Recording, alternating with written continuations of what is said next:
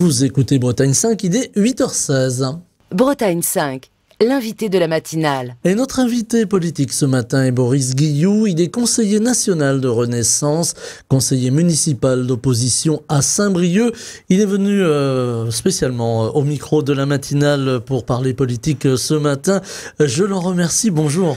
Bonjour et merci de l'invitation.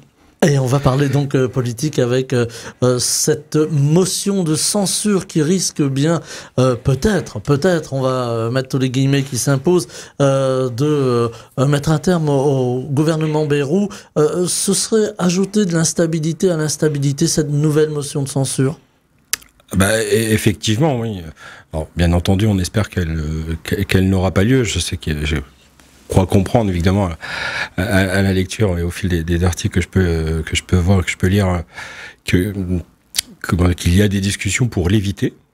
Donc, on espère évidemment qu'elle sera évitée, que chacun faisant un pas les uns vers les autres.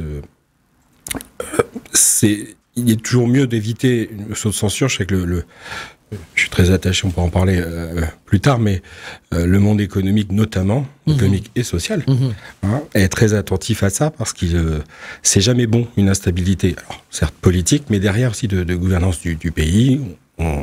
On a l'impact, du moins le regard des agences de notation et du coup l'impact sur les taux d'intérêt au niveau de la dette qui ne facilite pas l'esprit. Et puis, qui dit possibilité de motion de censure, dit inconnu du budget, potentiellement de la fiscalité, etc. Donc pour décrire ou envisager l'avenir, c'est quand même très complexe.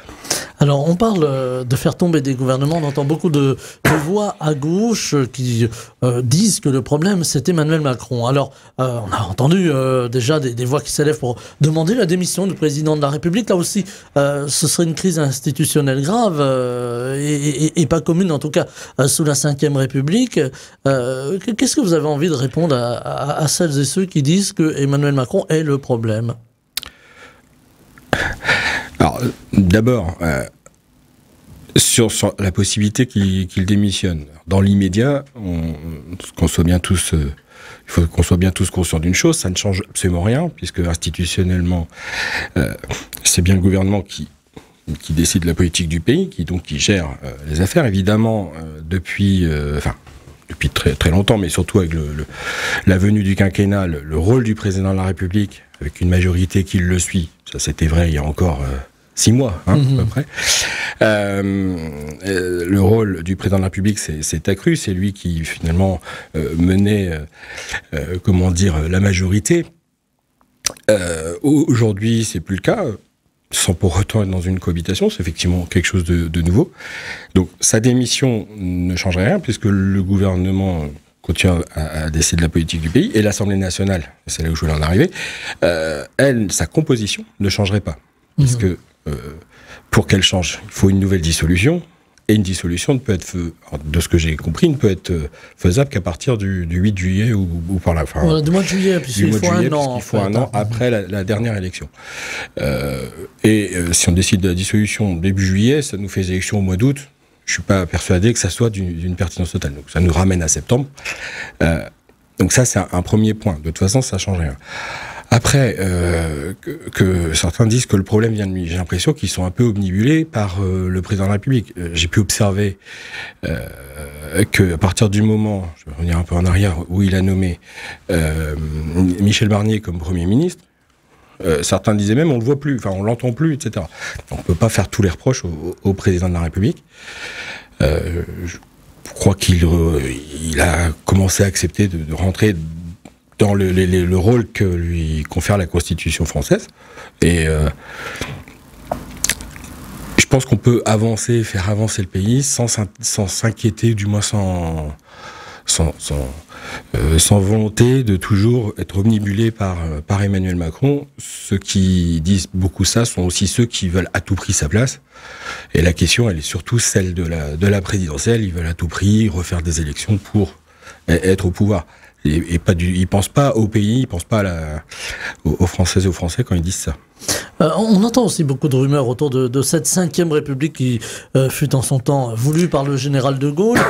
Est-ce que aujourd'hui la 5e République, alors permettez-moi le terme, il est peut-être un peu trivial mais a fait long feu, est-ce qu'il faut repartir d'une page blanche, tout balayer, ou est-ce qu'il faut l'adapter? Est-ce qu'elle a besoin d'une adaptation pour répondre aux besoins politiques de son temps? Enfin, je veux bien qu'on entend souvent les appels à la 6e République. Je crois pas que ce soit le numéro qui change grand-chose. La question, c'est comment sont faites nos institutions. Qu'il faille l'adapter, sans doute, jusque il y a peu, la façon dont étaient construites nos institutions, et surtout la façon, et c'est là où c'est peut-être enfin, c'est à la marge, mais ça joue beaucoup. Le système électoral était fait, assurait une majorité au Parlement. Parce que, à un moment donné, c'est bien ça qu'il faut voir. Pour que le pays avance, il faut une majorité qui puisse décider, faire avancer les choses. Je peux vivre, moi, à Saint-Brieuc, vous l'avez dit, dans l'opposition, c'est la majorité qui décide de la politique. Après, on aimerait pouvoir échanger davantage dessus, on y reviendra sans doute. Mais on va parler tout à l'heure de la vie locale. C'est bien une majorité qui décide les choses. Là, le système électoral nous a prouvé que, dans des cas différents, dans un cas différent, ce système ne permettait pas forcément d'avoir une majorité.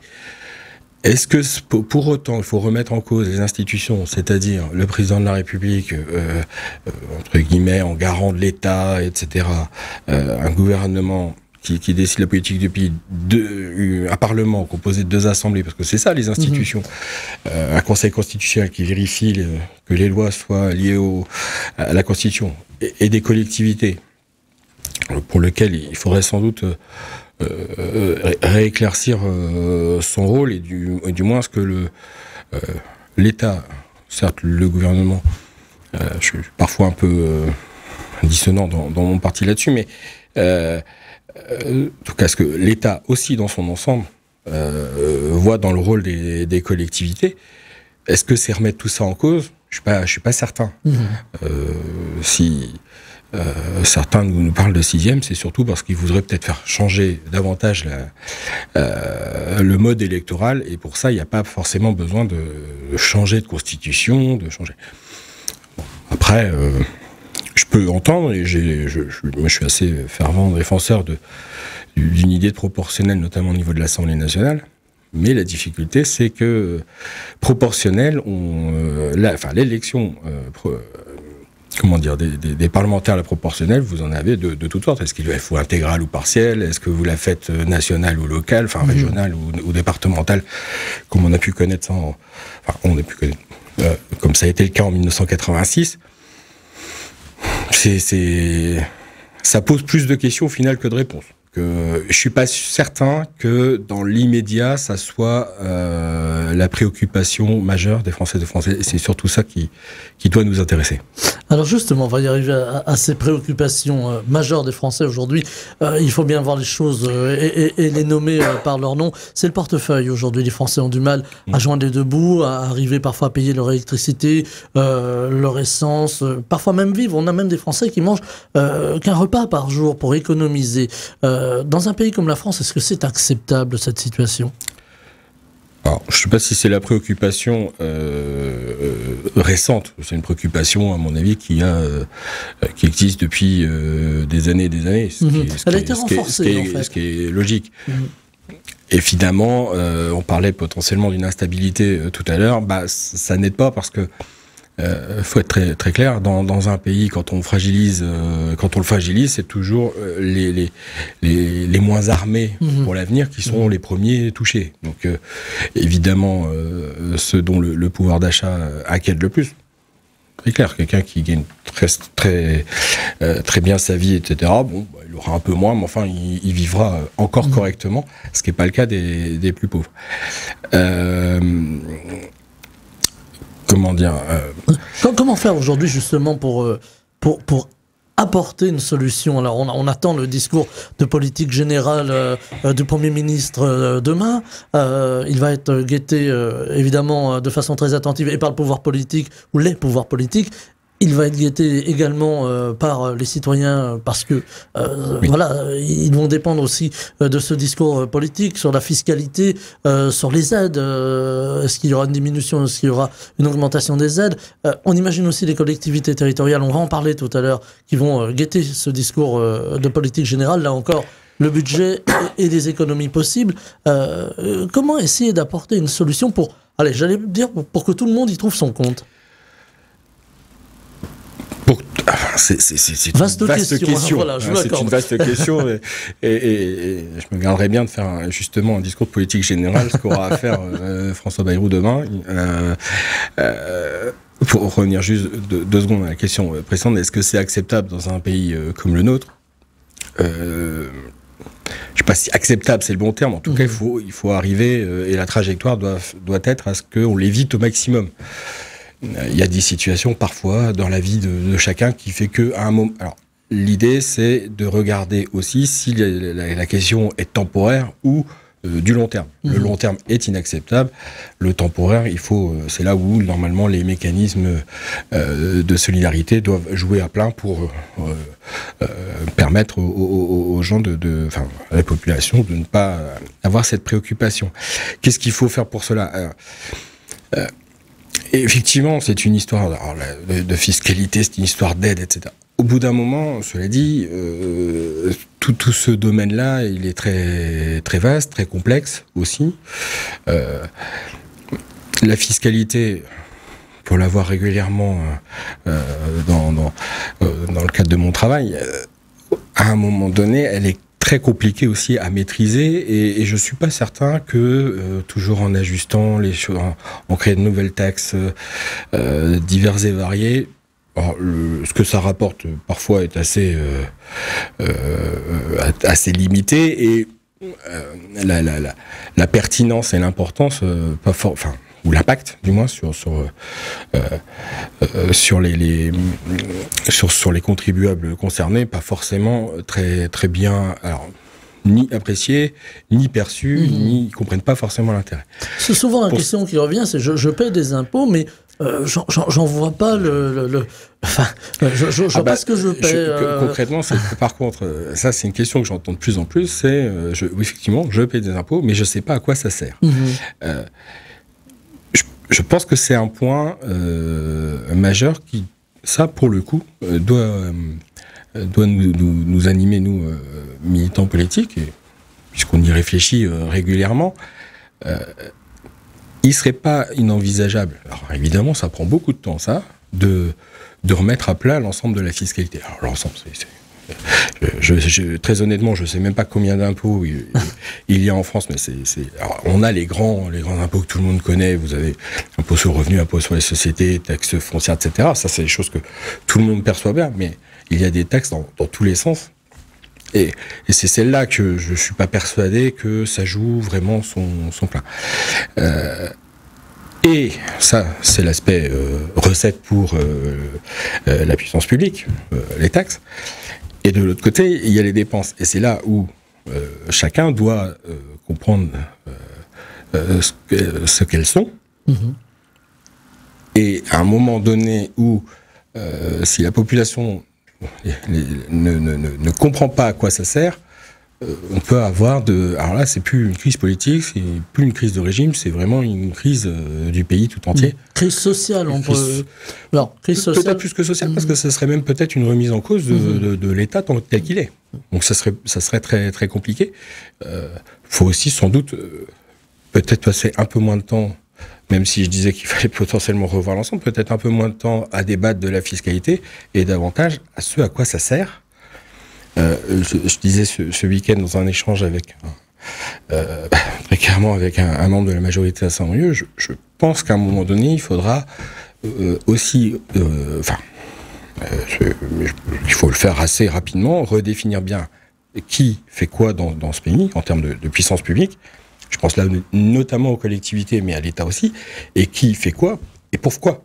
Parce que Vous pouvez avoir des tas de politiques en fonction de chaque sujet, mais chacune coûte, et il faut surtout que les gens comprennent à quoi ça sert et où ils voient, où ils voient clairement la réalité de ces dépenses.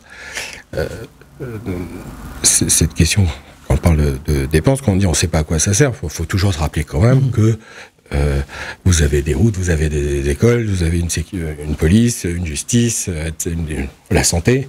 Même si chacun, et on voit bien dès lors qu'on commence à décliner les thèmes, chacun dit oui, c'est pas tout à fait ça. C'est pas tout à fait ça. Ça fonctionne pas bien. On prend le cas de la santé, par exemple. Il y a beaucoup d'attentes à ce niveau. Et puis, j'y arrive. Vous avez dans les charges de l'État aujourd'hui une charge d'intérêt au niveau de la fonction de la dette qui est très très importante et qui nous mange une bonne partie même une bonne partie des produits, j'allais dire non, puisqu'ils sont même pas suffisants pour couvrir tout. Vous me parlez de la santé. Oui, chacun voit comment ça ne fonctionne pas. Alors, au-delà du fonctionnement actuel de la santé, ce que voient surtout ce que je crois et ce que j'entends, ce que voient surtout nos concitoyens, c'est en premier lieu la difficulté qu'ils ont à recourir à un médecin, à le trouver concrètement. Et ça, c'est pas possible.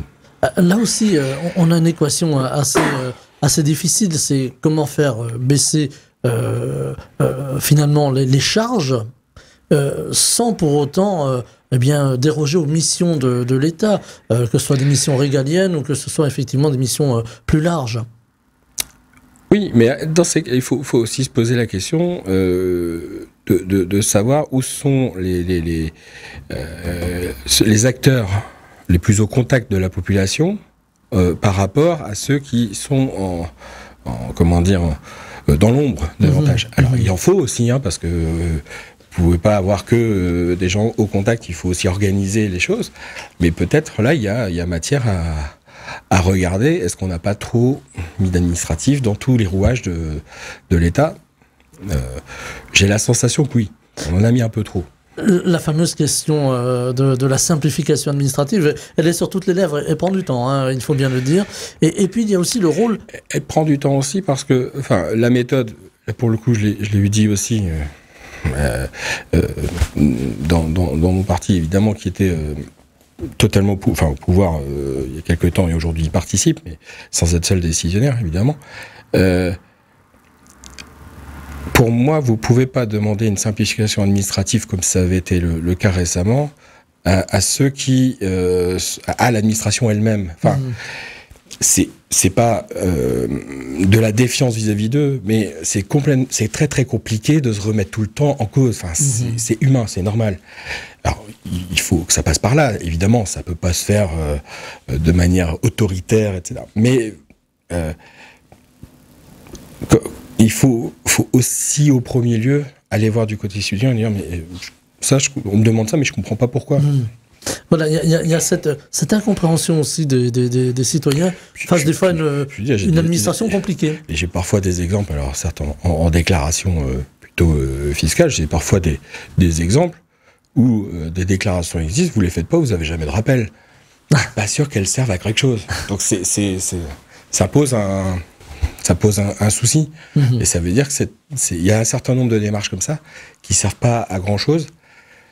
Je sais pas si elles sont nombreuses ou pas, mais commençons déjà par ça et ça sera une simplification. Et puis voir aussi aujourd'hui, avec l'ensemble des données qui sont transmises, je pense là au domaine fiscal et social, et que ces mêmes données sont redemandées plusieurs fois, etc. Ça, c'est pas... Oui, vous faites... À l'heure informatique, vous faites des dossiers dans 4 administrations, on va demander 4 fois les mêmes documents, finalement. Même dans une seule. Même dans une seule. Voilà. Ce qui est pire. Donc là, justement, une idée de simplification à long terme et sur la base de la réflexion, on l'aura bien compris. Et puis il y a aussi, j'ai envie d'arriver sur les territoires, parce qu'aujourd'hui, on entend beaucoup les élus de terrain, que ce soit les maires, les conseillers départementaux, on entend le département qui alerte depuis un moment ici, dans les Côtes-d'Armor, en particulier sur les économies à réaliser et les difficultés pour les collectivités territoriales de réaliser ces économies, particulièrement quand ces collectivités sont, alors je mets tous les guillemets qui s'imposent là aussi, pauvres, en tout cas n'ont pas de gros moyens. Est-ce qu'il faut aussi là trouver un équilibre pour demander aux collectivités peut-être qui ont un peu plus de faire l'effort et celles qui ont un peu moins, bien d'être moins soumises à l'effort? Est-ce qu'il faut une équité finalement, ou une forme d'équité? S'il y a de l'effort à demander, oui, il faut que ça se fasse sous forme d'équité. Après, la question, elle n'est pas si simple que ça à répondre. La réponse précédente était de dire celles qui perçoivent, qui ont beaucoup de recettes, sont celles qui vont le mieux. Je suis élu de la ville de Saint-Brieuc. On a beaucoup de recettes. C'est un budget en fonctionnement. Je le fais de mémoire et on aura un point d'ailleurs sur les finances de la ville ce soir. Aux alentours entre 60 et 70 millions, pour faire très, très large. Moi, je crois que c'est sur 65, 67 millions d'euros par an. Donc, effectivement, dans le territoire, c'est une collectivité importante. Est-ce que financièrement, elle est très en forme? Non. C'est une collectivité qui a une dette qui est conséquente, pas catastrophique, mais conséquente, et des marges de manœuvre qui sont assez faibles, et clairement par rapport à d'autres collectivités. Après, la difficulté aussi, c'est qu'est-ce que fait vous prenez deux communes, alors pour le coup dans le territoire pas forcément identique, mais qu'est-ce qu'elles vont apporter comme service et comme réponse à leurs concitoyens en fonction des problématiques qu'ils rencontrent. Toutes les communes ne répondent pas à la même chose. Donc c'est là aussi où est la difficulté de savoir comment on utilise comment les finances de la commune pour répondre aux attentes. Et évidemment, si vous répondez énormément, vous consommez beaucoup plus que si vous répondez moins. Faut aussi parfois regarder, est-ce qu'il faut aller au maximum de ce que demande ou parfois même de ce que ne demande même pas le citoyen. Avec des fléchages particuliers, on a des communes qui vont plus flécher sur l'aide sociale, d'autres sur l'aide culturelle, etc. C'est très varié. Est-ce que là aussi il y a des choix parfois cruels à envisager? Alors, déjà, souvent, ça dépend aussi de la population. Je reprends Saint-Brieuc, le taux de pauvreté à Saint-Brieuc n'est pas le même que les communes qui l'entourent, que ce soit Plérin, Langueux, Ploufragan, etc. Ce qui est logique, mais qui n'est pas non plus forcément un objectif en soi. Je pense d'ailleurs qu'on trouverait davantage de solutions à éviter de concentrer, comme c'est aujourd'hui un peu le cas, la pauvreté sur le territoire. Il faut qu'il y ait une solidarité entre les territoires à ce niveau-là. Pour qu'un territoire ne concentre pour le pas coup, c'est pas forcément toutes les difficultés. entre les territoires, c'est quand vous avez une agglomération qui intervient énormément sur ces sujets-là, finalement, vous êtes sur le même territoire. C'est toute la difficulté, d'ailleurs, entre la vie aujourd'hui, la vie d'une commune, la vie de son agglomération ou de sa communauté de communes. On l'a dit depuis quelques temps, il faut éviter, et de temps en temps ça presse cet art-là, que les agglomérations soient ce qu'on appelle un peu des assemblées de copropriétaires, c'est-à-dire que quand tout va bien, ça va. Et quand il faut faire l'investissement nécessaire pour tout, chacun est en train de regarder, oui, mais moi, ça me rapporte quoi? Est-ce que moi, ça me concerne? Et ça, c'est difficile à comprendre et à concevoir. Je reviens deux secondes sur ce que vous posiez la question. Est-ce que parfois le choix n'est pas cruel entre les différentes politiques? Est-ce que l'aide sociale, l'aide culturelle, le sport, etc. Ça peut être cruel, puisque à un moment donné, vous pouvez néanmoins pas dépenser plus d'argent que vous n'en avez. Ça peut être cruel. Mais après, il faut regarder, est-ce qu'on est toujours... C'est un peu ce que je dis, notamment dans ma dernière intervention au conseil municipal, ce que je demandais. Il faut parfois regarder, est-ce qu'on est vraiment dans l'intérêt général? Et à combien de personnes on s'adresse? Et est-ce qu'on n'est parfois pas en train d'aider des personnes qui n'ont pas forcément besoin de cette aide-là? Il faut regarder les choses. Et toujours dit, remettre en question les choses, c'est pas forcément répondre pour supprimer. Il faut toujours se réinterroger ce qu'on met en œuvre comme politique. Ce que je conçois n'est pas évident, parce qu'évidemment, quand on y croit, et puis quand on est dans le quotidien, faire un pas de recul pour bien analyser les choses, c'est parfois complexe. Il y a eu cette polémique avec les Pays de la Loire et leur présidente qui a décidé de supprimer 83%, je parle de mémoire, des aides, par exemple, aux associations culturelles, ce qui a créé une levée de bouclier. Est-ce qu'on peut arriver un jour à de telles, alors je ne sais pas si on peut parler d'extrémité, mais en tout cas à de telles coupes budgétaires? En tout cas, il faut éviter d'y arriver par nécessité absolue, parce qu'on ne peut plus faire autrement. Parce que c'est une question qui se pose. Un jour en disant, j'ai plus de moyens de financer mes services. Et il faut bien comprendre, c'est quand même plus facile de... c'est de l'hypothèse, faut pas non plus comprendre que c'est ce que je demande, mais j'ai plus les moyens vraiment de faire fonctionner mes services, donc je coupe dans les subventions parce que là, c'est une décision annuelle, c'est beaucoup plus facile pour la collectivité, évidemment. Les conséquences derrière pour personnes, les associations notamment qui les recevaient, ça peut être dramatique.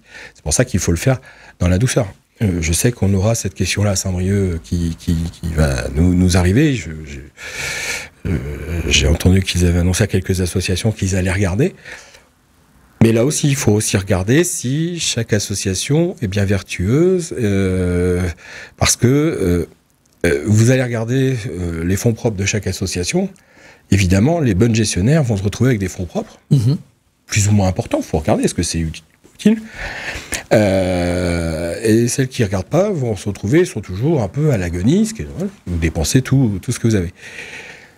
Il y a un travail, je ne sais pas s'il est fait, en tout cas, au niveau du conseil municipal, on n'en a pas état, mais il faut aussi regarder, parce que vous savez, en collectivité, mais en puissance publique, d'une manière générale, on parle beaucoup de budget. On parle rarement de bilan. Et on donne les collectivités donnent des subventions, c'est pas pour rien. C'est dans des objectifs précis. Il faut aussi regarder si l'objectif est rempli, parce que il faut éviter d'arriver à une solution un peu comment dire, arbitraire, brutale, voilà, comme ça a été fait, même si je comprends tout à fait que la présidente des Pays de la Loire en arrive là. Il faut éviter au maximum, oui. Il nous reste 2 petites minutes, ça va très vite. Le matin, l'interview politique. J'avais envie de vous entendre sur les municipales 2026. On a compris que ça y est, les premiers mouvements ont lieu. Comment Renaissance va se placer à Saint-Brieuc dans ces élections municipales? Alors, les élections municipales sont surtout municipales et intercommunales, mais sont surtout... on peut parler de l'opposition, si vous préférez. Renaissance, en tant que parti, aura sa place, mais à travers ses militants. Des échanges qu'on a actuellement, je n'ai pas un avis totalement tranché, je suis plutôt même assez réservé sur le fait que ce soit les partis qui soient à la manœuvre complètement. Parce qu'il y a aussi, je le vois au niveau du groupe de l'opposition à Saint-Brieuc, où la majorité des membres ne sont pas encartés dans des partis politiques. Et je pense que ça serait un tort qu'on ait à focaliser l'attention sur les partis. Ils prendront leur part parce qu'ils ont aussi un savoir-faire militant, un savoir-faire de campagne. Parce que, c'est aussi une histoire de campagne électorale derrière. Mais les discussions ne sont pas forcément auto-centrées sur les partis politiques. Alors l'opposition, elle a évidemment... les discussions ont commencé. Il y a des échanges réguliers. Ils vont s'intensifier évidemment puisque l'échéance arrive. Très honnêtement, cette histoire de municipal, moi je la ressens depuis une bonne année aujourd'hui. On sait que le maire, Hervé Guillard, lui, est déjà en campagne. Il a annoncé qu'il se représentait. Bon, très bien. Moi, ça fait donc, je disais, plus d'1 an que j'en entends parler, où les échanges ont commencé. Je disais, c'est très long. De plus de 2 ans de réflexion, ça peut paraître très long. Maintenant, on rentre dans l'année, la dernière année de préparation, puisque on peut imaginer que dans les 3 derniers mois seront la campagne. les échanges vont s'intensifier. Et on en parlera. Et on en parlera sans doute une prochaine fois. Voilà, parce qu'il y aura beaucoup à dire. Voilà, et en fonction aussi de ce qui se passera dans les prochaines heures. Ça joue aussi. Voilà. Ça joue aussi. Merci infiniment Boris Guillou, conseiller national de Renaissance, conseiller municipal d'opposition à Saint-Brieuc, d'avoir été avec nous ce lundi matin. Je vous souhaite une très belle journée. Bonne journée. Merci. Bretagne 5, Stéphane Hamon, le 7-9.